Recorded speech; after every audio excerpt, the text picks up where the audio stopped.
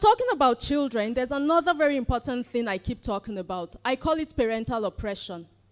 When we have children and we are raising them, you have to ask, raise them for what? Raise them to become what? Who designed them? Who crafted them? Not you. No matter what kind of bedroom gymnastics produced them, none of your gymnastics had anything to do with how they turned out.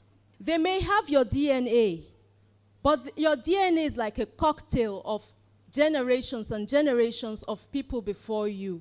And you have no say in how that entire cocktail comes out.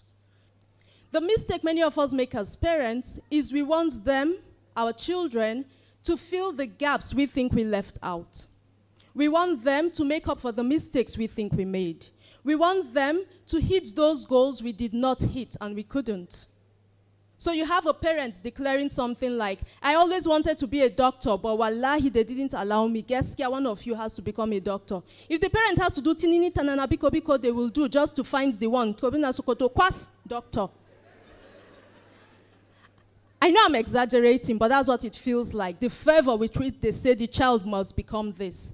And as an educator, I'm looking at the child and I'm saying, I don't see doctor here. We are looking at the child's track record and we're saying this trajectory isn't saying doctor. And even if the child is first in physics and first in chemistry and first in biology, is the child not first in something else? Where is this child's mind? Where are they pointing? What is the pull? What is their fitra? I feel each human being was designed specifically in certain ways to fulfill certain purposes on earth. But a parent stands in the way and says, no, this great journalist must go off and become an engineer. Then they make bridges that collapse and everybody blames the engineer or blames the government or blames God, and God is like, what? I designed the child, I put signals there, but you ignore them all. It comes also in terms of marriage.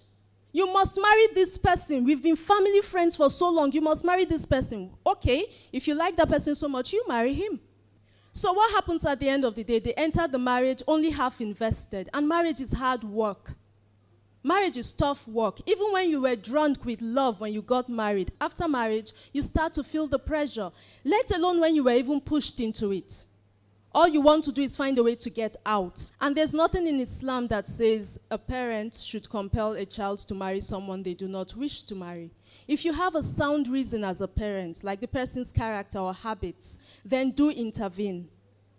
But not to actually push in the opposite direction. Wallahi, we've seen cases where a child says, I've seen signs in this person, there's a problem. I can't tell you what it is, but there's a problem. And the parent says, after we finish buying cow, after we finish sending out invitation cards, you will not disgrace me. Wallahi, you will marry him. And these are real life stories. Then they get married. The marriage itself is the problem. Then they try to fix the problem by having a child. And I come back to parental oppression. The child becomes the plaster for fixing the hole left by the gap in the marriage. So the child comes into this environment and the parents are trying to raise the child. How?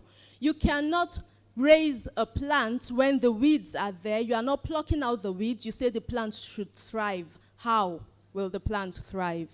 The weevil in the bean is what destroys the bean first. Those small black things, they will scatter your entire bag of beans if they remain in it. And sometimes we are the ones letting the weevils in.